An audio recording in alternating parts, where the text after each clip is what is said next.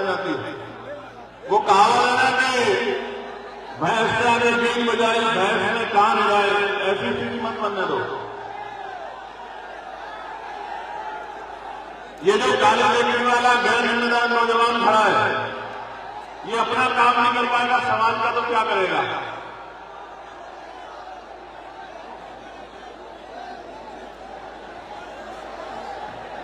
बैठिए आप लोग, बैठिए भाई, कोई भी बैठ रहे हो, हटो यार बीच में से अगर नहीं जगह तो।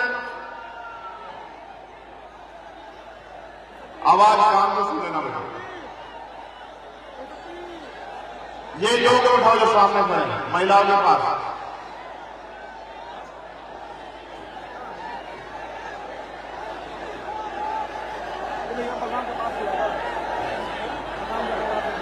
बैठो आप लोग भी बैठो, ये जो सामने खड़े हैं बैठो, तभी बात आने का आनंद आएगा।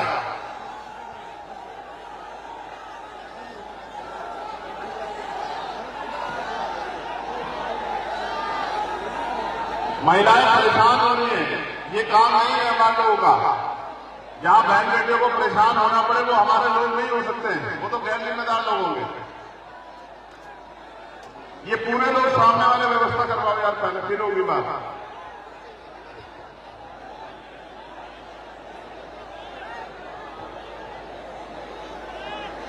बैठो या हटो, पीछे तो यहां से, जहां जगह वहां जाओ, यहां पर तो बीच में से जब जगह नहीं है तो।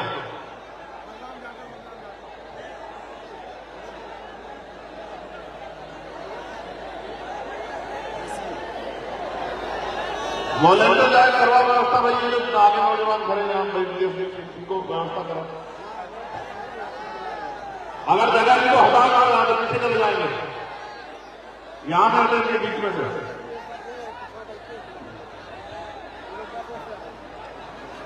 जैसी मदद पुलिस के भाई मेरे करेंगे वैसे ही आधे घंटे बाद करूंगा, आपको याद रखना। वो कन्नौजा वाला मामला खत्म नहीं हुआ है, देख लेना, 1 घंटे बाद फिर सब समझ आ जाएगा। जैसा करोगे वैसा ही मिलेगा।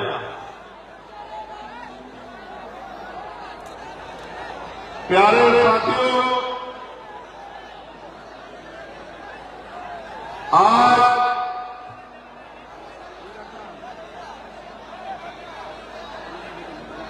संत कबीर जी की इस महान धरती पर, जहां से कई सौ साल पहले अंधविश्वास, पाखंडवाद, छुआछूत, भेदभाव, तमाम तरह की बुराइयों के खिलाफ एक सशक्त आंदोलन खड़ा हुआ। उस ऐतिहासिक धरती पर आज इस ऐतिहासिक सभा खलीलाबाद में आप सबके पहुंचने पर मैं दिल की गहराइयों से आपका धन्यवाद करता हूं। और ये जो प्यार, ये जो विश्वास, ये जो जिम्मेदारी आज आपने अपने कंधों पर उठाई है, मैं आपको विश्वास दिलाता हूं कि आप कुछ कदम चले हैं और हम लोग जीवन के आखिरी क्षण तक चलते रहेंगे, जब तक महापुरुषों का सपना पूरा नहीं होगा और भारत में समतामूलक समाज नहीं बनेगा, तब तक हमारा संघर्ष जारी रहेगा। प्यारे साथियों, ये जो दाहिने हाथ में ये जो महिलाओं के पीछे जो नौजवान खड़े हैं, जिम्मेदार लोग खड़े, इनसे मेरा आग्रह और है कि ये थोड़ी सी और मदद करा दें, क्योंकि जिन महापुरुषों को हम लोग मानते हैं उनका ये आदेश है, उनका ये विचार है, उनका ये निर्देश है कि अगर बहन बेटियों को परेशानी हो रही है, बहन बेटियों को दिक्कत हो रही है, तो हमें अपना सुख चैन त्याग देना चाहिए। इसलिए मैं आपसे आग्रह कर रहा हूं कि जो इधर नौजवान और जिम्मेदार लोग खड़े हैं जगह कमी के कारण, वो थोड़ी सी व्यवस्था बनवा दें जिससे कि आगे का कार्यक्रम आगे बढ़ पाए। प्यारे साथियों, मैं अपनी बात को शुरू करते हुए बहुजन समाज में जन्मे सभी संतों, गुरुओं और महान पुरुषों को नमन करता हूं। और नमन मैं इसलिए करता हूं क्योंकि मेरा अनुभव है कि ये महान पुरुष अपने लिए नहीं दिए, इन्होंने हमेशा मानवता के लिए संघर्ष करने का काम किया। इन्होंने हमेशा अंतिम व्यक्ति को भी मान सम्मान का जीवन मिले, इसके लिए संघर्ष किया। और इससे आगे बढ़कर इन्होंने अपने बच्चों तक का बलिदान दे दिया, अपनी तमाम खुशियां कुर्बान कर दी, अपना जीवन कुर्बान कर दिया। उफ तक नहीं कहा, कुछ नहीं मांगा। इस तरह का त्याग, बलिदान, संघर्ष करने वाले अपने तमाम महापुरुषों को मैं आज यहां याद करता हूं। प्यारे साथियों, आज 8 फरवरी है, रविवार का दिन है। जब मैं आ रहा था, बड़ा ऐतिहासिक जन समर्थन मुझे दिखा मेरे आते हुए भी, जिसमें हजारों की संख्या में महिलाएं पैदल पैदल दौड़ रही थी। जब मैं गाड़ी में बैठे देख रहा था तो उनके पैदल चलने की तकलीफ मेरे अंदर पैदा हो रही थी, लेकिन जिस तरह का प्यार, आशीर्वाद देने के लिए वो आगे बढ़ रही थी, उससे एक विश्वास भी पैदा हो रहा था, एक हिम्मत भी पैदा हो रही थी कि कहते हैं जिस आंदोलन पर मां बहनों का आशीर्वाद हो जाता है, जिस आंदोलन को मां बहनों का प्यार मिल जाता है, वो आंदोलन कभी पीछे नहीं हट सकता। इस बात के लिए भी मैं यहां पहुंची तमाम मां बहनों को, प्यारी बच्चियों को बहुत बहुत धन्यवाद करता हूं। प्यारे साथियों, महामानव तथागत बुद्ध, जगत गुरु सतगुरु रविदास जी, गुरु नानक जी, गुरु कबीर जी, गुरु घासीदास जी, गुरु वाल्मीकि जी, गुरु नारायण गुरु संत गाडगे जी महाराज,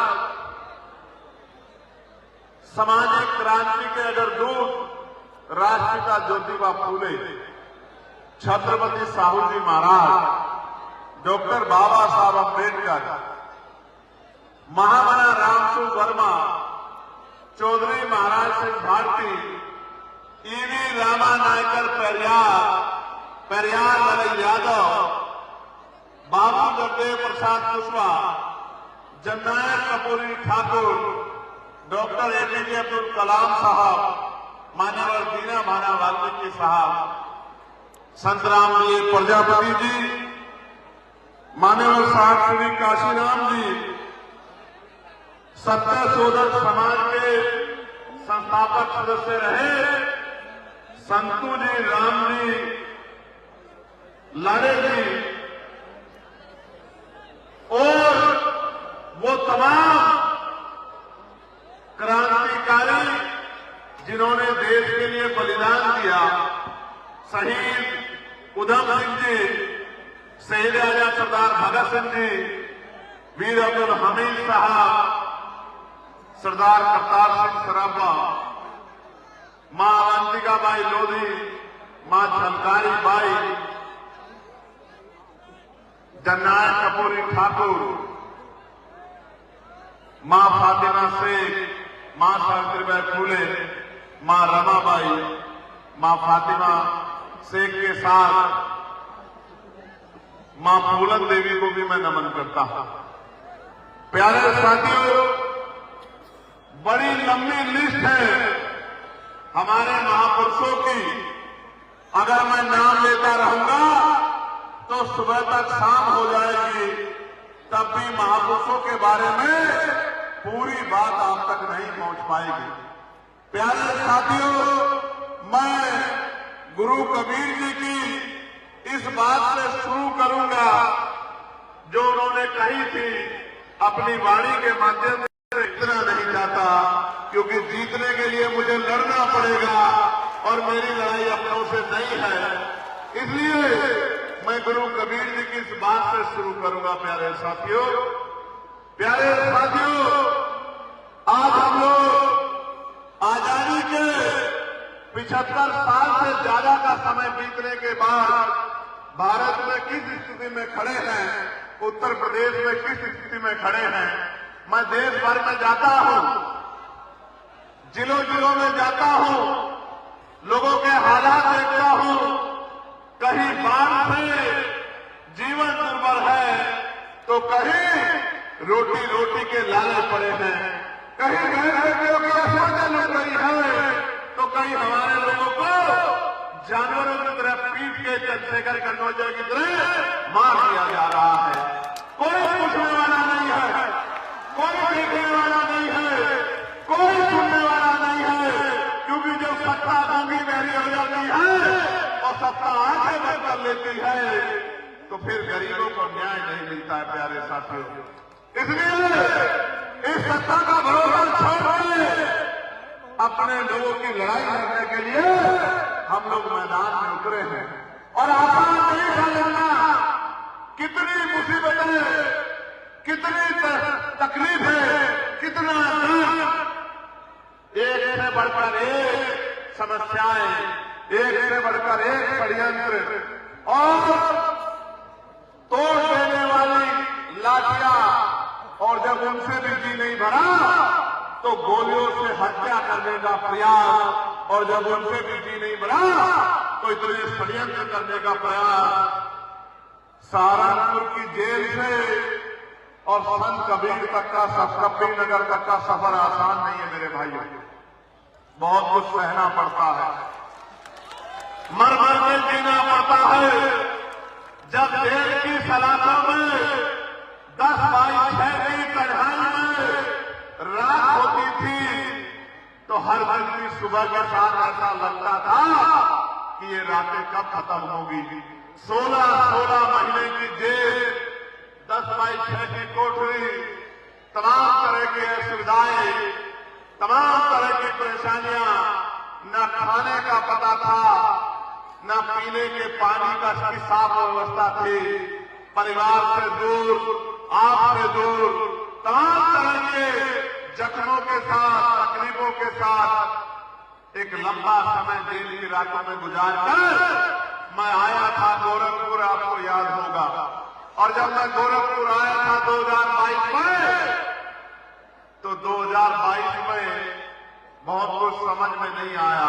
हाँ, ये समझ में आया था कि 5 साल की सरकार के बाद उत्तर प्रदेश इसी हाल में था जिस हाल में 10 साल पहले था। जब मैं गोरखपुर की गलियों में घूमता था, जल भराव होता था, जल भराव। मैं जिन गलियों में जाता था, लोग मुझसे कहते थे कि नेता आते हैं चले जाते हैं, हमारी समस्याओं का हल नहीं होता। और मैं बहुत जिम्मेदारी से कह रहा हूं, आज भी जब अखबार पढ़ता हूं, फोन में खबर देखता हूं, तो वही दिखाई देता है कि आज भी गोरखपुर वैसा है, आज भी संत कबीर नगर सिद्धार्थनगर ऐसा है, आज भी महाराजगंज ऐसा है, आज भी डुमरियागंज ऐसा है, आज भी अम्बेडकर नगर आजमगढ़ के हालात नहीं बदले हैं, आज भी मऊ के हालात नहीं बदले हैं। कोई सुनने वाला नहीं है, अमीर सीधा दफ्तर में जाता है, कुर्सी पड़ी होती है, कुर्सी पे बैठ के बात करता है, अपनी समस्या को हल कराता है, और गरीब दफ्तर के बाहर घंटों घंटे इंतजार करता है कि कब अधिकारी साहब बुलाएंगे, उसकी पीड़ा को सुनेंगे, उसका हल निकालेंगे। दिन पर दिन बदल जाते हैं, अधिकारी जब जाते हैं घर के तरफ, दफ्तर से निकलते हैं, दफ्तर के बाहर गरीबों को बैठे देखते हैं तो बड़ी गुस्से से कहते हैं कि इनको यहां से निकाला क्यों नहीं, ऐसी सरकार उत्तर प्रदेश में चल रही है। लेकिन मेरे साथियों, याद रखना, ये दिन ज्यादा दिन आपकी जिंदगी में अब नहीं रहेंगे, क्योंकि जिस तरह का प्यार, आशीर्वाद और जिस तरह का जन सैलाब आज आपने खलीलाबाद में जुटाया है। मैं गारंटी से कहता हूं कि LIU के जरिए, IB के जरिए बहुत जल्दी एक खबर गोरखपुर जाएगी और गोरखपुर के जरिए ये खबर बहुत जल्द लखनऊ जाएगी और जब ये खबर लखनऊ जाएगी तो अगली जहां रैली है उसकी परमिशन एक दिन पहले हमें दी जाएगी, एक दिन पहले। ये जानते हुए भी कि जिनका कार्यक्रम है उसकी जान के पीछे मनोवादी जान धोकर पड़े हैं कि इस आदमी को अगर ज्यादा दिन ये जी गया तो गरीबों में स्वाभिमान सम्मान पैदा हो जाएगा। तो व्यवस्था करने का समय भी प्रशासन और पुलिस आजकल देरी से दे रही है। मैं इसके लिए आपका धन्यवाद करूंगा मेरे भाइयों, क्योंकि मैं जानता हूं कि आप अपने मन से नहीं करते हो। पुलिस और एडमिनिस्ट्रेशन तो सरकार के अधीन है। सरकार जो चाहती है, नेता जो चाहते हैं, विधायक जी जो चाहते हैं, सांसद जी जो चाहते हैं, मंत्री जी जो चाहते हैं, मुख्यमंत्री जो चाहते हैं, वो करना आपकी मजबूरी है, वरना आपका मेरा कोई झगड़ा नहीं है। आप भी किसान मजदूर परिवारों के जो बच्चे हो और मैं भी एक किसान मजदूर परिवार से आया हूं। आप मेरे खिलाफ नहीं हो सकते हैं, मैं इस बात को जानता हूं और मैं आपके दर्द को भी जानता हूं मेरे पुलिस के भाइयों कि आपको 24-24 घंटे ड्यूटी करनी पड़ती है, जबकि और डिपार्टमेंट को 8-8, 9-9, 10-10 घंटे में उनको छुट्टी मिल जाती है। आपको छुट्टियां भी नहीं मिलती। बॉर्डर स्कीम से आप परेशान हैं, वेतन विसंगता बहुत है, आपको छुट्टी के लिए कई जगह पेश होना पड़ता है। मैं आपको संत कबीर जी की धरती से कहना चाहता हूं, आप आने दीजिए मौका, चंद्रशेखर आजाद समाज पार्टी को मौका मिलने दीजिए, सबसे पहले आपकी समस्या को हल किया जाएगा। मेरी बात का ध्यान। और देखो, मैं जिनके बीच में खड़ा होकर कह रहा हूं वो आपकी समस्या खुद हल होने पे खुशी जाहिर कर रहे हैं, वो कहीं से आपसे नाराज नहीं है। इसका मतलब ये है कि जो आपसे आशा लेके बैठा है आपके थाने के बाहर, आपके दफ्तर के बाहर, उसका विश्वास आप में है, वो आपको अपने रक्षक के तौर पे देखता है। मैं आपसे आग्रह करूंगा कि आप भी उनके साथ प्यार का सलूक किया करो, क्योंकि कई जगह से जो खबरें मिलती है वो मन में चिंता पैदा करती है। कल ही एक सीओ साहब की वीडियो वायरल हुई है जो मिलक रामपुर में है। मैंने अपने ट्विटर हैंडल पे उसको कोट किया है। वो कह रहे थे चोर चमार,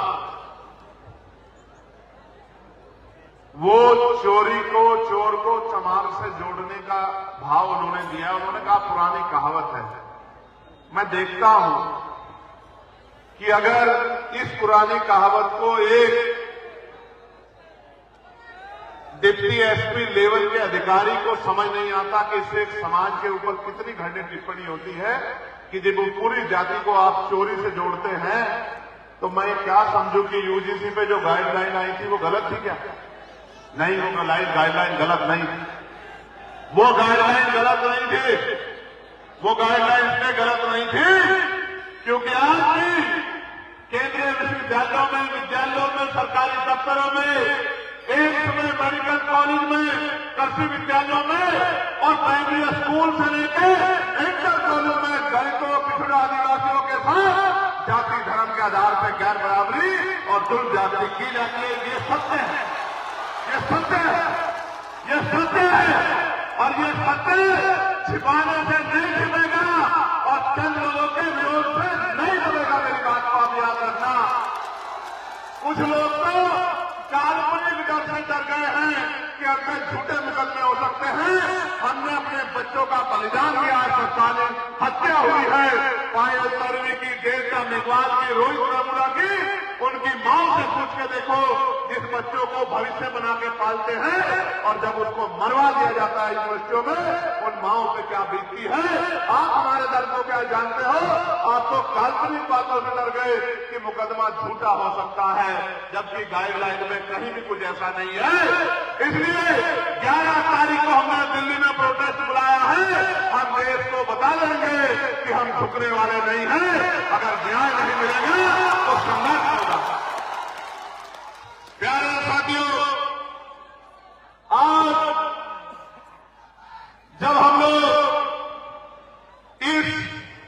सभा को संबोधित करने के लिए हमारे नेतागण यहां उपस्थित हैं, तो मैं गोरखपुर से शुरू करूंगा। गोरखपुर में 2022 में भी जलभराव की समस्या थी और आज भी जंगल अहमद अली शाह के लोग, मैंने परसों तरसों के अखबार में देखा कि छोटे छोटे बच्चे स्कूल कीचड़ पे जाने को मजबूर हैं। धार्मिक स्थलों पे लोग कीचड़ में जाने को मजबूर है और सरकार कहती है कि हम डबल इंजन की सरकार चला रहे हैं।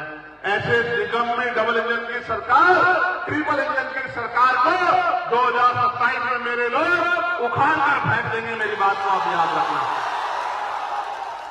सिद्धार्थनगर में जंगली जानवरों का प्रकोप है, आतंक है, सीमावर्ती क्षेत्र है, तो डीएपी की खाद की तस्करी होती है और किसान लाइन में लग के सुबह 4 बजे से डीएपी खाद के लिए संघर्ष करता है और सरकारें कहती हैं कि हमने किसानों को खुशहाल बना दिया है। प्यारे साथियों, कुशीनगर में जो पर्यटन क्षेत्र होने के बावजूद वहां के स्थानीय युवाओं को रोजगार नहीं मिल रहा है और महामानव तथागत के परिनिर्वाण स्थली पे किस तरह की परेशानियां खड़ी हो रही है, ये भी किससे छिपा हुआ नहीं है। संत कबीर नगर में हथकरघा और छोटे दो का पतन हो रहा है और इसमें सबसे बड़ी लाठी तब चलती है जब बिजली के बढ़े हुए दाम और तमाम तरह के छापे उन मजदूरों को, उन गरीबों को तोड़ने का काम करते हैं, उन छोटे व्यापारियों को नुकसान पहुंचाने का काम करते हैं। महाराजगंज में जो सीमावर्ती इलाका होने के कारण तस्करी और प्रशासनिक लापरवाही का बोलबाला साफ तौर पे नजर आता है।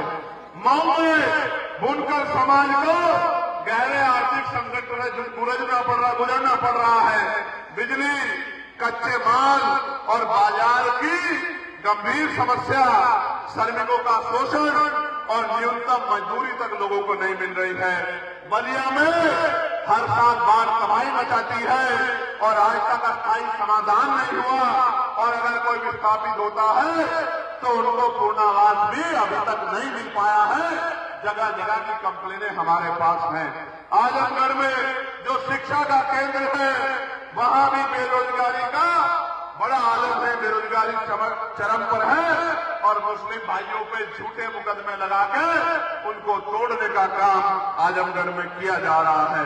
देवरिया में शिक्षा व स्वास्थ्य सेवाएं, उनका इतना अभाव है संस्थानों का कि सिंचाई और नहर व्यवस्था ध्वस्त है, खेती की व्यवस्था किसानों के लिए नहीं हो पा रही है। और अभी हमारी सरकार ने ट्रेड डील की है, ट्रेड डील अमेरिका के साथ, और ऐसी ट्रेड डील की है कि अगर अमेरिका का कोई सामान यहां आएगा तो बहुत सारे सामानों पे कोई इंपोर्ट ड्यूटी नहीं लगेगी और अगर हमारा सामान वहां जाएगा तो 18% का टैक्स वहां की सरकार लगाएगी। ये कैसा समझौता हुआ? किसान जो हमारी देश की अर्थव्यवस्था था, मजदूर जिसने कोरोना काल में भी देश को संभाला, किसान मजदूरों की पीठ में छुरा घोंपने का काम केंद्र की सरकार ने किया है। ये डील नहीं है, ये पूंजीपति मित्रों को बचाने के लिए समझौता किया है। सरकार ने इस देश को कमजोर करने का काम किया है। जब अमेरिका के प्रोडक्ट बिना इंपोर्ट ड्यूटी के यहाँ की मार्केट में आ जाएंगे तो यहाँ का किसान और डेयरी उद्योग कमजोर पड़ जाएगा, यहाँ की ग्रामीण अर्थव्यवस्था कमजोर पड़ जाएगी और भयंकर बेरोजगारी, भूखमरी का शिकार हो जाएगा देश। मैं कहना चाहता हूं सरकार को, इतनी भी आंखें बंद ना करो कि गरीबों के आंसू आपको दिखाई ना दे। इस सरकार ने, जो उत्तर प्रदेश की सरकार है, वादे तो बहुत किए थे सरकार ने कि हम विकास करेंगे और पीठ थपथपाते हैं गृह मंत्री जी। मुख्यमंत्री जी कहते हैं कि कानून व्यवस्था इतनी सुंदर है, रात के अंधेरे में भी बच्चियां अगर सोने के गहने पहन के निकल जाएं तो कोई गुंडा नहीं छू सकता। और मुख्यमंत्री जी तो कहते थे हर चौराहे पे यमराज खड़ा है, कोई बेटी को अपमानित करेगा तो यमराज उसका टिकट काट देगा। लेकिन कब साड़ में बच्ची की अपहरण किया जाता है और उसकी मां को, जब वो मां अपनी बच्ची की रखवाली करना चाहती है, उस मां को धारदार हथियारों से मार दिया जाता है, तो ना मुख्यमंत्री के मुंह से आवाज निकलती है, ना गृह मंत्री के मुंह से आवाज निकलती है, और यमराज में छुट्टी में चला जाता है इनका। यमराज में कहीं ढूंढा नहीं मिलता है। ये सरकार चला रहे हैं, आप देखिए। प्यारे साथियों, बाबा साहब अम्बेडकर ने हमें शिक्षा के रूप में हथियार दिया था कि जो गरीब से गरीब व्यक्ति है, जो मजदूर है, किसान है, जो बेबसी लाचारी में जिया है, वो भी अपने बच्चे को अच्छी शिक्षा दिला के क्लास 4 से लेकर क्लास 1 का अधिकारी बना सकता है, उसको मुख्य धारा में ला सकता है। मैं अपने बारे में बताता हूं, औरों की छोड़िए। कहते हैं ना, हाथ रत्न को आरसी क्या और पढ़े लिखे को फारसी क्या। मैं आपके सामने गवाह खड़ा हूं। अगर मेरे पिताजी और मेरे दादाजी में तुलना की जाए, मेरे दादाजी को पढ़ने का अवसर नहीं था, वो मजदूरी करते थे दूसरों के खेतों में, वो पशु चराने का काम करते थे। संविधान आया, मेरे पिताजी को पढ़ने का अवसर मिला, तो मेरे पिताजी पढ़ लिख कर मास्टर बने, और जब मास्टर बने तो एक तनख्वाह मिली, जेब में पैसा आया, तो मुझे उन्होंने और मेरे दोनों भाइयों को, मेरी तीनों बहनों को अच्छी शिक्षा दिलाने का काम किया। और आज अगर मैं यहां खड़ा के बोल रहा हूं, तो बाबा साहब अम्बेडकर और हमारे महापुरुषों के बाद ये मेरे पिताजी का आशीर्वाद है, जिन्होंने ये आपके घर में भी हुआ होगा मेरे भाइयों बहनों, मेरे समाज के लोगों, बहुजन समाज के लोगों, ये आपके घर में भी हुआ होगा कि आपको फीस की जरूरत होगी, आपको किताबों की जरूरत होगी, आपको कॉपी की जरूरत होगी, आपको एग्जामिनेशन फीस की जरूरत होगी, आपको जूतों की जरूरत होगी, और आपके पिता पर जूते चप्पल नहीं होंगे, उनके पास पैसे की कमी होगी, तो उन्होंने अपना पेट काट के आपकी पढ़ाई की व्यवस्था की होगी। अपने अंदर झांक के देखो, आपको ये दिन दिखाई दे जाएगा। मैं भी आप ही के जैसे परिवार से निकल के आया हूं, इसलिए मैं कह रहा हूं, अगर मेरे पिताजी ना पढ़ाते तो आज ये चंद्रशेखर आजाद यहां खड़ा होकर आपके लिए बात नहीं रख रहा होता, और देश की सबसे बड़ी पंचायत में आपके हितों के लिए पार्लियामेंट में आवाज नहीं उठा रहा होता। ये शिक्षा के कारण संभव हुआ है। मगर मैं शिक्षा का जिक्र क्यों कर रहा हूं? क्योंकि पिछले 5 साल में 18,727 स्कूल इन सरकारों ने बंद कर दिए। आप जानने की कोशिश करो कि सरकारी स्कूल में किसका बच्चा पढ़ता है, अमीर का या गरीब का बताओ, किसान मजदूर का या पूंजीपति का बताओ। तो किसान मजदूर का बच्चा पढ़ के आगे ना बढ़ जाए, इसलिए सरकारी स्कूल बंद करके और पैसे वालों के प्राइवेट स्कूल को आगे बढ़ाने का काम किया जा रहा है। क्योंकि अगर शिक्षा प्राप्त करोगे, ज्ञान प्राप्त करोगे, तो आज नहीं तो 10 साल 20 साल में ये गरीबी बेबसी लाचारी को की जो बेड़ियां उनको काट लोगे। क्योंकि कल अगर आप में से किसी का बच्चा डॉक्टर, इंजीनियर, IAS, IPS, वकील, जज, पत्रकार, चित्रकार, अगर किसी भी प्रोफेसर, इंजीनियर किसी भी पद पे गया, तो अपनी मां को आंखों में आंसू नहीं आने देगा, उसको किसी के आगे हाथ नहीं फैलाने देगा, अपनी बहन की शादी में और किसी कार्यक्रम में किसी के आगे उधार लेने की जरूरत नहीं पड़ेगी, बीमारी लाचारी में कर्ज लेके जमीन गिरवी रखनी पड़ेगी। इसलिए शिक्षा हथियार है जो आपको आगे बढ़ाती है। लेकिन ये सरकार, केंद्र और राज्य की सरकार, इन स्कूलों को बंद करके हमारी तरक्की का रास्ता रोकने का काम कर रही है। आपको मुझे समझना पड़ेगा कि हमें शिक्षा को बचाना है, और ये शिक्षा तब बचेगी जब संविधान बचेगा। मेरी बात को आप याद रखना प्यारे साथियों। आप जानते हैं इस शिक्षा को बचाने के लिए हमने क्या प्रयास किए हैं और हमारे पास क्या योजना है, मैं आपको बताना चाहता हूं। बड़े गौर से सुनना। मुझसे क्या लड़ाई है सबकी, बाबा साहब से क्या लड़ाई थी सबकी, राष्ट्रपिता फूले जी से क्या लड़ाई थी सबकी, मान्यवर काशीराम साहब से क्या लड़ाई थी सबकी, मामला रामसु वर्मा जी से क्या लड़ाई थी सबकी, मैं आपको बताता। अगर वो अपने और अपने बच्चों के बारे में सोचते तो किसी को तकलीफ नहीं होती, लेकिन वो अपने समाज के बारे में सोचते थे, इसलिए उनसे नाराजगी है।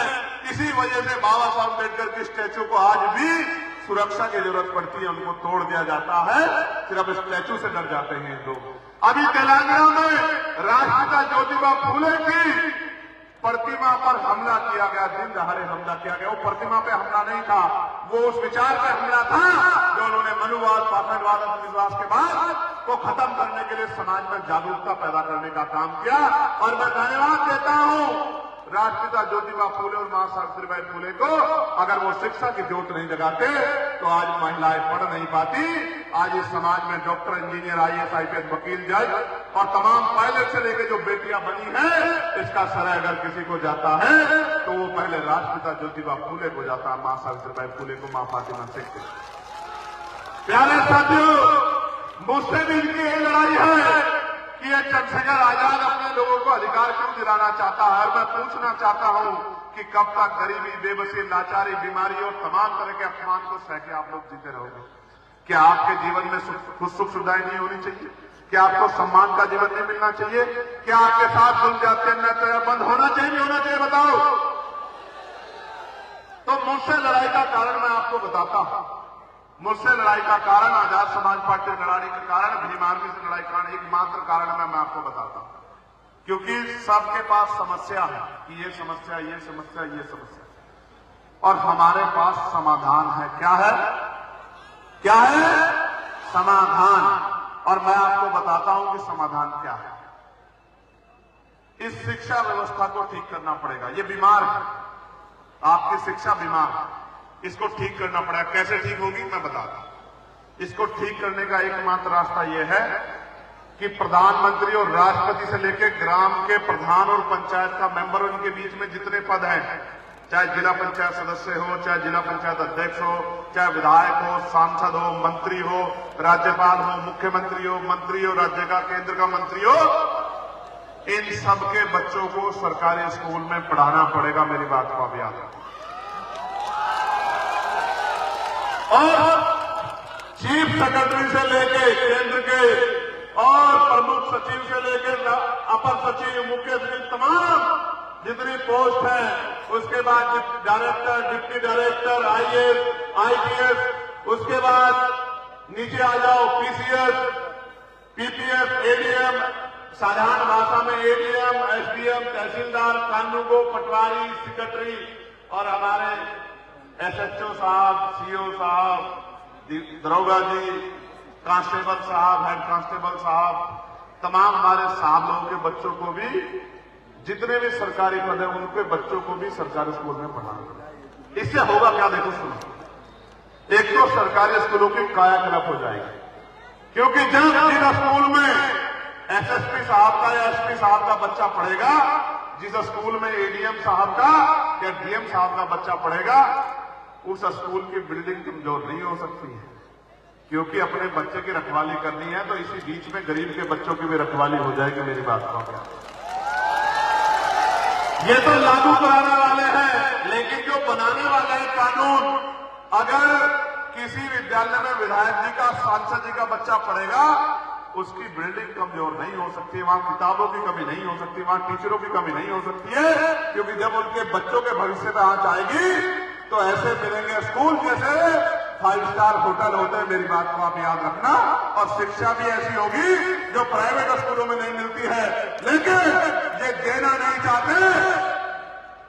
और मैं आपको इस शिक्षा के साथ कमजोर नहीं पड़ने दूंगा, इस बात को आप याद रखना। यही लड़ाई है इनकी मेरी, इसीलिए मेरे खिलाफ खड़े हैं। खड़े रहने दो, खड़े रहने दो। ये नहीं मैंने पहले कहा था मैं सबसे लड़ लूंगा, बस आपसे नहीं लड़ सकता हूं, क्योंकि आपके साथ जीना है, आपका जीवन बदलना है, आपसे जीतना नहीं है। मेरी बात को आप याद रखना। एक और समस्या सबसे बड़ी, वो है अच्छा स्वास्थ्य। कहते हैं कि भाई स्वास्थ्य से बड़ा कुछ नहीं है, लेकिन बीमार होने पे अस्पतालों के हाल ये हैं। आप जाइए सरकारी अस्पताल में, डॉक्टर नहीं मिलेगा, टेस्ट नहीं होगा, दवाई नहीं मिलेगी, और तमाम तरह की परेशानियां, साफ सफाई में कमी। लेकिन इसका भी सुधार है, समाधान। कैसे? जो लोग कानून बनाते हैं, जो लोग कानून लागू कराते हैं, इनका इलाज आप सरकारी अस्पतालों में करवा लो। डीएम साहब का, एसएसपी साहब का, एसपी साहब का, सीओ साहब का, एडीएम साहब का, एसडीएम साहब का, तहसीलदार साहब का, कानूनगो साहब का, इनके बच्चों का, इनका इलाज सरकारी अस्पताल में होना चाहिए। विधायक जी का, सांसद जी का, मंत्री जी का, जिला पंचायत सदस्य जी का, चेयरमैन साहब का, जिला पंचायत अध्यक्ष का, आप देखना सरकारी अस्पतालों की कायाकल्प हो जाएगी और आपके सरकारी अस्पताल आपसे ज्यादा बीमार हैं। अगर सरकारी अस्पतालों की हालत सुधर गई तो फिर प्राइवेट अस्पताल कैसे चलेंगे? इसलिए सरकारी अस्पतालों को जर्जर करके छोड़ दिया गया है कि इसके जरिए गरीबों की जेब कटे। और मैं आज गारंटी से कह रहा हूं, मैं चुनाव सांसद हूं, आयुष्मान योजना में जितना बड़ा घोटाला हो रहा है उससे बड़ा घोटाला कभी देश के इतिहास में कभी हुआ नहीं होगा। मेरी बात का अभ्यास मैंने तो अपनी आंखों से देखा है। आप प्राइवेट हॉस्पिटल में चले जाओ कि मेरे पास आयुष्मान है, आपके पेट में दर्द होगा, वो आपके सिर का भी सीटी स्कैन करेंगे, आपके हाथ का भी एक्सरे करेंगे, पैर का भी एक्सरे करेंगे। उनसे पूछो क्यों कर रहे हो? कि भाई करा लो, कोई आगे दिक्कत ना हो। लेकिन करते इसलिए है कि सरकार से वो पैसा सीधे उनके अकाउंट में आ जाता है और उनकी जेब भर जाती है और गरीबों के जेब के नाम पे उनकी दुकानदारी चल रही है। मैं तो इस बात को जानता हूं, इसलिए मैं आपको कह रहा हूं। एक तीसरी बड़ी बात है, सबसे बड़ी लड़ाई मुझसे क्या है? आज जल जंगल जमीन आपके घर का स्वाभिमान बहन बेटियों की तरफ जुल जाती होती है। एनसीआरबी का डेटा कह रहा है, मैं तुम्हें कह रहा हूं, प्रमुख साहब यहां बैठे, एनसीआरबी का डेटा कह रहा है, मौर्य जी एनसीआरबी का डेटा कह रहा है कि लाखों महिलाओं के रेप हत्याएं होती हैं, गरीबों को, दलितों, पिछड़ों को मारा जाता है, जुल जाती होती है, उनकी जमीनें छीन ली जाती है। इनको डर यह है कि अगर ये आदमी आगे बढ़ गया तो ये अन्याय परमानेंट के लिए खत्म हो जाएगा, क्योंकि ऐसा इलाज होगा उन लोगों का जो गरीबों के साथ अन्याय करेंगे कि दोबारा उनकी 7 पीढ़ी किसी पर अन्याय नहीं कर पाएगी। मेरी बात आप, क्योंकि मैं मास्टरी करके नहीं आया, सिर्फ मैं मास्टरी से भी एक कदम आगे 2 बार दिल्ली की तिहाड़ जेल काट के भी आया हूं निर्दोष होते हुए।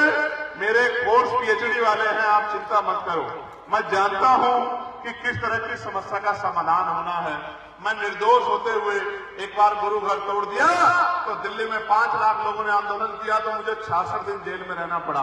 और फिर एक बार जब एनआरसी के खिलाफ, सीएए के खिलाफ आंदोलन चल रहा था तो भी मुझे पकड़ के जमा मस्जिद से जेल भेज दिया कि चंद्रशेखर ने तो भड़काऊ भाषण दिया। मैं वकील हूं, मैं कोई भड़काऊ बात नहीं कहता, मुझे पता है कौन सी बात कब और कहां कहनी है, मैं कोई बेवकूफ आदमी नहीं।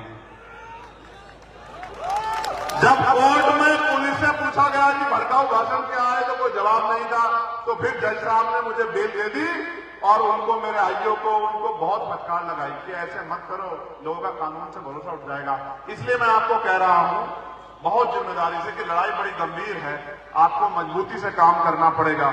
अभी मैंने त्रिस्तरीय पंचायत चुनाव में पिछड़े वर्ग के लोगों का संवैधानिक आरक्षण के लिए जो है आयोग बन जाए, इसके लिए मैंने लेटर लिख के मांग उठाई, क्योंकि मैं जानता हूं ये कटौती करेंगे, हमारे लोगों को देंगे नहीं और हम अपने लोगों का अधिकार छीनने नहीं देंगे। इसलिए मैंने जो है मंत्री जी को लेटर लिखा कि ओबीसी आरक्षण जो है उसके लिए आप आयोग बना के जल्दी गठित कर दो, जिससे कि ओबीसी को उसकी संख्या के आधार पर हिस्सेदारी त्रिस्तरीय पंचायत चुनाव में मिल जाए। और मैं आज कह रहा हूं पिछड़े वर्ग के मेरे भाइयों, मैं कल मानता हूं राष्ट्रपिता ज्योतिबा फूले का, टीवी परिवार रामानायकर स्वामी का, प्यारेलाल यादव का, बाबू जगदेव प्रसाद कुशवाहा का, जननायक कर्पूरी ठाकुर का, महामना रामसु वर्मा का, चौधरी महाराज सिंह भारती जी का, मैं उन तमाम महापुरुषों का, संग्राम बीए प्रजापति जी का, बाबू सिंह चौरसिया जी का, परमानंद लोधी जी का, मैं उन तमाम महापुरुषों का कर्ज अपने ऊपर महसूस करता हूं जिनका कर्ज उतारना है। मैं आज इस मंच से वचन दे कहता हूं कबीर जी की धरती से, निजी क्षेत्रों में दलितों, पिछड़ों के लिए आरक्षण, आदिवासियों के लिए हम लोग लागू करवा के रहेंगे। मेरी बात को अभी आगे और सुनो, जो आज तक नहीं हुआ, 2 बातें बहुत महत्वपूर्ण हैं, आपको समझनी पड़ेगी कि अभी जो अति पिछड़े हैं उनके लिए 15% आरक्षण की अलग से व्यवस्था 27% से अलग होनी चाहिए, जिससे कि वो समाज की मुख्य धारा में आ जाए। मैं आपको विश्वास दिलाता हूं ये काम दूर नहीं है, ये काम होगा। 27% वालों का कटेगा नहीं और अति पिछड़े वर्ग के लोगों को परेशान नहीं होना पड़ेगा, उनको अलग से 15% आरक्षण हम लोग दिलाते रहेंगे। जब इस देश में बिना किसी आंदोलन के ईडब्ल्यूएस 10% लागू हो सकता है, तो अति पिछड़े भाइयों के लिए भी 15% अलग से आरक्षण लागू हो सकता है। इस बात का भी मैं आपको विश्वास दिलाता हूं प्यारे साथियों। और अंतिम जो पिछड़े भाइयों के लिए मैं कहना चाहता हूं कि यूजीसी पे गाइडलाइन 2012 में भी बनी थी, थोराट कमेटी से SC ST के लोग थे, लेकिन जैसे ओबीसी को जोड़ा गया तो मंडल कमीशन की तरह आंदोलन हुआ और आपने देखा कौन खड़ा था आपके साथ।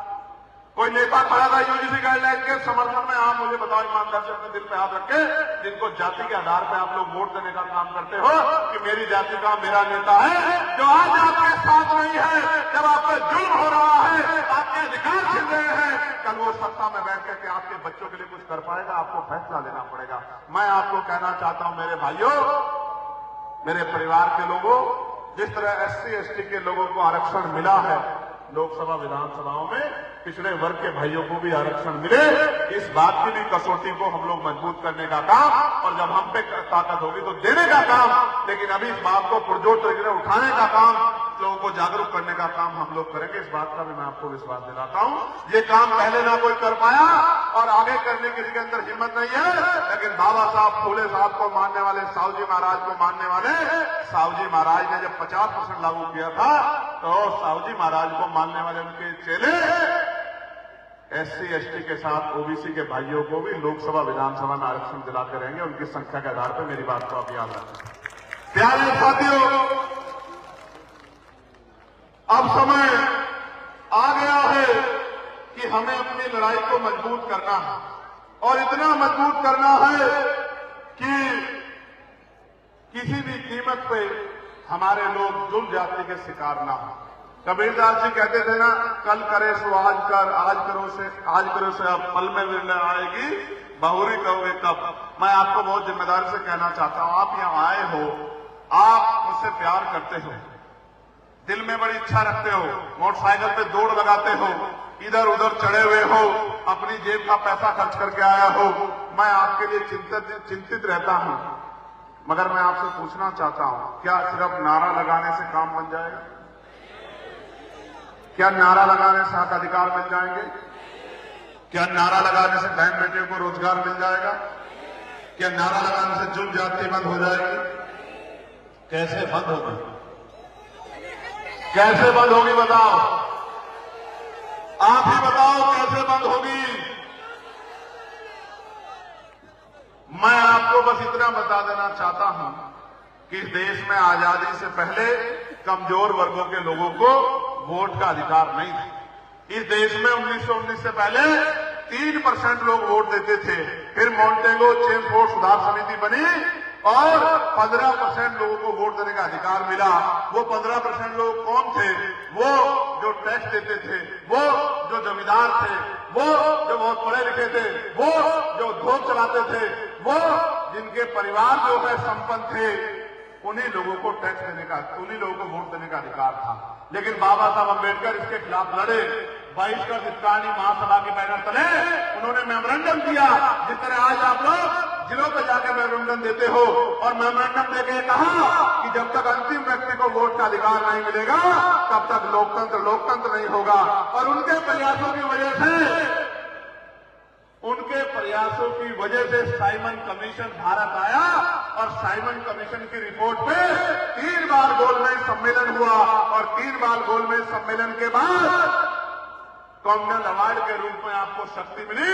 और जब कॉमनवेल्थ अवार्ड पर समझौता हुआ, पूना पैक्ट हुआ, तो आपको आरक्षण मिला, आपको अधिकार मिला। और भारत पहला ऐसा देश है जहां महिलाओं को संविधान के लागू होने के साथ वोट का अधिकार मिला। दुनिया में अमेरिका, ब्रिटेन, रूस, यूरोप ये नहीं कर पाया। वो महिलाओं को वो भी कमजोर समझता था। बाबा साहब अम्बेडकर डटे खड़े रहे कि महिलाओं को हिंदू कोड बिल में बराबर का अधिकार दिलाना है। कानून मंत्री पद से इस्तीफा दे दिया, महिलाओं को वोट का अधिकार दिलाया। और इस देश में अगर पंडित जवाहरलाल नेहरू की बेटी इंदिरा गांधी जी प्राइम मिनिस्टर बनती है, या बैंक की मुख्यमंत्री बनती है, या द्रौपदी मुर्मू जी राष्ट्रपति बनी है, तो ये बाबा साहब अम्बेडकर के संविधान की वजह से हो पाया है, बाबा साहब अम्बेडकर की सोच की वजह से हो पाया है। वरना कोई नहीं चाहता था। महिलाओं को पैर की जूती समझते थे, इतना बुरा हाल था, विधवा विवाह नहीं होता था, सती प्रथाएं बनी हुई थी कि महिलाओं को जिंदा जला दिया जाता था, कोई पूछने वाला नहीं था। आज के हालात क्या है? आज वोट होने के बावजूद भी आपको आपके हक अधिकार नहीं मिल रहे हैं। उसका कारण एकमात्र ये है कि बाबा साहब ने कहा था कि दूसरों के महलों से अच्छी होती है अपनी झोपड़ी।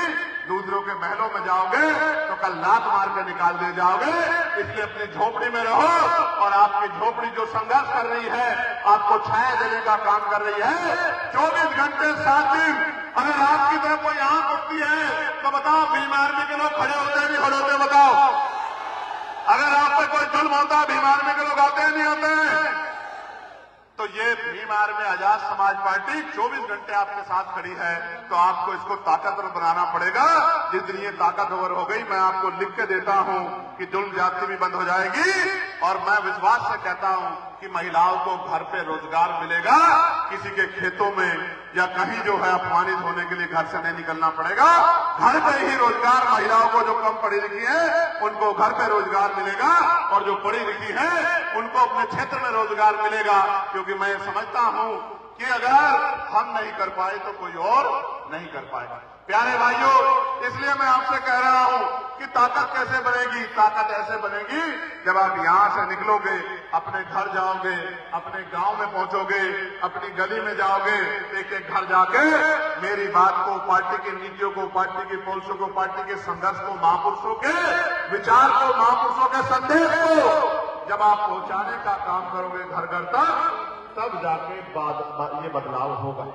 आप इतनी मजबूती से खड़े तो हो गए हो, लेकिन अगर आपने अपनी वोट को तैयार नहीं किया, अपनी वोट को संरक्षण नहीं किया, अपनी वोट को एकजुट नहीं किया और आजाद समाज पार्टी का बटन की जगह कोई और बटन दबा दिया और कोई और कुर्सी में बैठ गया, तो आपके हिस्से में ताकत नहीं आएगी। मेरी बात को आप याद रखें। जब आप आजाद समाज पार्टी का बटन दबाओगे तो क्या होगा? 2000 रुपए नहीं मिलेंगे, 5 किलो राशन नहीं मिलेगा, लेकिन आपके बच्चों को ऐसी शिक्षा मिलेगी कि वो 50,000 रुपए कमा के अपनी मां के आंसू पूछने का काम करेगा। मेरी बात को आप याद रखें। पढ़े लिखे नौजवानों को रोजगार मिलेगा, रोजगार पढ़े लिखे नौजवानों को। और अस्पताल में ऐसी व्यवस्था होगी कि किसी को कर्ज नहीं लेना पड़ेगा, उधार नहीं लेना पड़ेगा, जमीन नहीं गिरवी रखनी पड़ेगी, अपने गहने नहीं गिरवी रखने पड़ेंगे। आपके जीवन की रक्षा होगी। मेरी बात को आप याद रखना। टैक्स के लिए आपको कर्ज नहीं लेना पड़ेगा, आपकी जेब नहीं कटेगी। और जुल्म जात के अत्याचार करने वाले तो ये बराबर में बॉर्डर वाले रास्ते से निकल के नेपाल चले जाएंगे, क्योंकि वो यहां नहीं रह पाएंगे। क्या तो वो अपनी सोच बदलेंगे, या फिर प्रशासन और पुलिस मिलकर ऐसे जातिवादी लोगों के हालात बदलने का काम हमारे आदेश में करेंगे, ऐसा मुझे विश्वास है। प्यारे साथियों, उत्तर प्रदेश ग्रामीण सफाई कर्मचारियों की सेवा नियमावली तथा प्रमोशन 2009 से लंबित है, और छोटे भाई राम मनोज भोजी जी इस बात के लिए मुझसे अपील कर रहे हैं कि मैं इस मामले को उठाऊं। लेकिन मैं क्या करूं राम मनोज, यहां तो ये सरकार पूरे कमजोर वर्गों के हितों को डकारने में लगी हुई है। पूर्वांचल में सबसे ज्यादा संख्या बहुत बड़े पैमाने पे मेरे निषाद भाइयों की है, और सबसे ज्यादा हत्याएं निषाद भाइयों की जा रही हैं। और सिर्फ हत्याएं नहीं की जा रही है, कानून के द्वारा उनको न्याय दिलाने के मामले में बहुत पीछे नजर आता है। सब उसके कोई छिपावा नहीं है कि किन को संरक्षण दिया जाता है और किन को न्याय मिलता है। हमारे भाई विजय जी लंबे समय से इस लड़ाई को लड़ रहे हैं, और मैं पुलिस के भाइयों से कहूंगा कि हमारे विधानसभा रंधौली के रहने वाले हमारे जिला उपाध्यक्ष सोनू चौधरी जी, जो 2 दिन से लापता हैं, उनकी निगरानी करवा के उनको ढूंढवाए। अगर वो कुदरत ना करे वो किसी हादसे के शिकार ना हो जाए, और अगर ऐसा होता है तो आप लोग तैयार रहना, क्योंकि फिर मुझे आना पड़ेगा। अगर मेरे कार्यकर्ता के साथ अन्याय होगा तो फिर मुझे आना पड़ेगा। इस बात को भी मैं आपको बताना चाहता हूं। प्यारे साथियों, मैं पार्लियामेंट में मुझे 2 साल का समय हुआ है। जब से मैं पार्लियामेंट गया हूं, पीआरडी के जवानों के लिए, होमगार्ड भाइयों बहनों के लिए, आशा बहनों के लिए, आंगनबाड़ी बहनों के लिए, भोजन माताओं के लिए, रोजगार सेवकों के लिए, पंचायत सहायकों के लिए, अनुदेशकों के लिए, और अभी टीचरों के लिए कैशलेस इलाज की व्यवस्था के लिए मैंने पत्र लिखा, जिसपे सरकार को झुकने का काम सरकार को करना पड़ा। मैं ये बात बता रहा हूं आपको कि हर व्यक्ति के लिए, किसानों के लिए किसानों के लिए, किसानों को जो है उनके साथ अन्याय ना हो, उनकी आमदनी बढ़े, तमाम जो है परेशानियां उनके लिए हम लोग लड़ने का काम करते हैं और आगे भी ये प्रयास जारी रहेगा। अब तीसरे पंचायत चुनाव है, मैं आपसे पूछना चाहता हूं, इस बार निराश तो नहीं करोगे? जोर से बताओ, निराश तो नहीं करोगे? ताकत बनाओगे नहीं बनाओगे? लड़ाई लड़ोगे नहीं लड़ोगे? इस बार आजाद समाज पार्टी को मजबूत करोगे नहीं करोगे? किसी के भरोसे तो नहीं रहोगे? अपनी पार्टी को ताकत दोगे या नहीं दोगे? आज उत्तर प्रदेश में ये हाल है, मुस्लिम भाइयों के सबसे ज्यादा साथ अन्याय हो रहा है। कहीं मस्जिद तोड़ दी जा रही है, कहीं मकबरा तोड़ दिया जा रहा है, कहीं खानकाहें तोड़ दी जा रही है और जिस तरह उनको मारा पीटा जा रहा है, उनकी दुकानें खाली करवाई जा रही है, ये सीधा सा संविधान पे हमला है और हम संविधान को मानने वाले लोग हैं। अगर किसी के साथ भी अन्याय होता है तो हम लोग लड़ने का काम करते हैं। मैं कहना चाहता हूं मुस्लिम समाज के भाइयों को, बौद्धिस्ट समाज के भाइयों को, ईसाई समाज के भाइयों को, ईसाइयों में भी बहुत जुल्म हो रहा है। उनको अपने धार्मिक स्थलों में अपनी जो है प्रार्थनाएं करने का अधिकार नहीं मिल रहा है, उनके साथ मारपीट की जा रही है, झूठे धर्मांतरण का आरोप लगा के उनको नुकसान पहुंचाया जा रहा है। मैं उनको भी कहना चाहता हूं, आप एक मौका आजाद समाज पार्टी काशीराम को दो, फिर देखना कि जुल्म आपके साथ जड़ से खत्म हो जाएगा। मेरी बात को आप याद रखना और सिर्फ इसलिए मत दो कि जुल्म खत्म हो जाएगा, इसलिए दो कि आजाद समाज पार्टी वो पार्टी है जो दलितों, पिछड़ों, आदिवासियों को, मुसलमानों को, सिखों को, बौद्धिस्टों को, ईसाइयों को संख्या के आधार पर टिकट देके विधानसभा भेजने का काम करेगी। मेरी बात को आप याद रखना। दूसरी किसी पार्टी में इतनी हिम्मत नहीं है, वहां तो पैसे वालों की बात आगे बढ़ती है और पैसे के आधार पर ज्यादा दिन लोकतंत्र टिका नहीं रह सकता है। प्यारे साथियों, आज के इस कार्यक्रम को सफल बनाने के लिए हमारे उत्तर प्रदेश के प्रदेश अध्यक्ष सुनील कुमार चित्तौड़ जी, मेरे छोटे भाई डॉक्टर मोहम्मद आकिब जी, लाखन सिंह चक जी, भाई पूर्व विधायक नसीम अहमद जी, यशवंत मौर्य जी, अवनीश निगम जी, ब्रजेश यादव जी, अरबाबुल हक जी, रवि प्रताप जी, जंग बहादुर जी, अब्दुल्ला खान जी, राजकुमार जी, गौतम प्रसाद जी, शिवा वर्मा जी, मान्य ऋषिकेश जी, डॉक्टर राजेश जी, अनिल गौतम जी, विजय कुमार साहनी जी, राहुल चौधरी जी, सतीश कुमार जी, शशि भूषण साका जी, अतुल कीर्ति आजाद जी, धर्मवीर भारती जी, शिवा जी राव, भाई अजय कुमार, राम प्रसाद जी, राजेंद्र भारती जी, सुदर्शन यादव जी, गिरजेश कुमार जी, इश्तियाक अहमद जी, सोनू राव जी, अजय गौतम जी, जावेद पठान जी और तमाम हमारे भीम आर्मी आजाद समाज पार्टी के नेताओं ने बहुत मेहनत की है। मैं इनको दिल की गहराइयों से बहुत बहुत धन्यवाद करता हूं। अब अपने अपने स्थान पर खड़े हो जाओ और मुट्ठी ऐसे बंद कर लो। हाँ, आप लोग भी खड़े हो जाओ। बहुत माने तो हो नहीं, आज डर लग रहा था कि तुम्हें चोट न लग जाए। आप भी वहां से खड़े हो जाओ सर, टैग वाले ऐसे मुट्ठी बंद करो जो जहां। जय भीम, जय भारत, जय संविधान, जय मंडल, जय जोहार।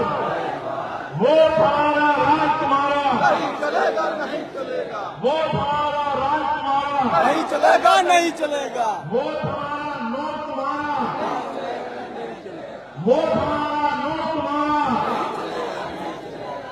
हमारा गरीब समाज जिंदाबाद, जिंदाबाद, जिंदाबाद। हमारी बहनें माए जिंदाबाद, जिंदाबाद, जिंदाबाद। हमारा किसान नौजवान जिंदाबाद, जिंदाबाद, जिंदाबाद। हमारा जवान जिंदाबाद, जिंदाबाद, जिंदाबाद। हमारी पुलिस जिंदाबाद, जिंदाबाद, जिंदाबाद। हमारे सैनिक